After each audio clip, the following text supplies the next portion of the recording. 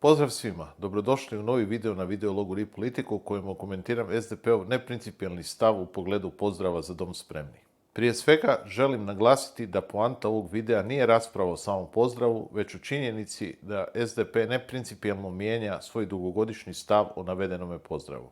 Naime, donedavno SDP je čvrsto stajao pri stavu da se navedeni pozdrav može promatrati isključivo u kontekstu svojeg nastanka i Drugog svjetskog rata, te da je isti protuustavan i da bi ga trebalo sukladno tome sankcionirati. Najnovijim prijedlozima izmjena i dopuna Prekršajnog i Kaznenog zakona SDP de facto relativizirao svoj prethodni stav te sada zagovara praktički isti onaj stav koji godinama ima i HDZ. Da se pozdrav mora promatrati u kontekstu Domovinskog rata te da stoga treba imati nijansiran pristup.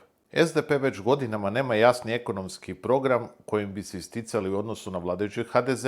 No u nedostatku bitnoga uvijek su se mogli hvatati za svoja svjetonazorska stajališta i time privući jedan dio birača na svoju stranu. S ovim potezom sasvim je jasno da Siniša Hajdaš Dončić postepeno briše i posljednje razlike između svoje bivše i sadašnje stranke, čime se sasvim jasno nastavlja politički sunovrat SDP-a. Doista, teško se može pronaći bilo kakav razlog da netko umjesto HDZ-a odabere SDP ako ni u svjetonazorskim pitanjima između te dvije stranke nema nikakvih razlika. Ovaj postupak SDP-a sigurno će dovesti do gubitka dijela članova, a i do pada rejtinga stranke.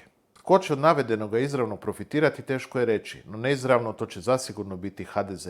Toliko za danas. Ako vam se sviđa ovaj sadržaj, zapratite RI Politiku na društvenim mrežama, poveznice su u opisu ovog videa. Do idućeg puta, do slušanja.